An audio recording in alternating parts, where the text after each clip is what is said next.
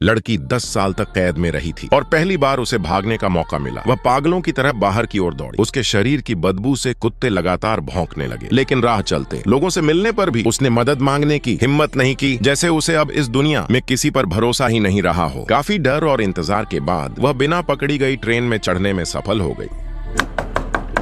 Line का अंत, आखिरी स्टॉप। जब कोई जवाब नहीं मिला तो टिकट चेकर ने जबरदस्ती अंदर घुसकर दरवाजा खोला, लेकिन जो उसने देखा उससे वह पूरी तरह हैरान रह गया। एक जवान लड़की, कमजोर, फटे पुराने कपड़े पहने हुए और बेहद दुबली। जल्दी ही पुलिस आ गई, लेकिन लड़की चुप ही रही थी। तो एक महिला पुलिसकर्मी ने तरीका बदला और अपनी जेब से टॉफियों का पैकेट निकाला। यह चाल काम कर गई। लड़की उन्हें छीनने की कोशिश करने लगी, लेकिन पुलिस वाली ने उसे रोककर कहा कि अगर वह अपना नाम बताएगी तो ये टॉफियां उसकी होंगी।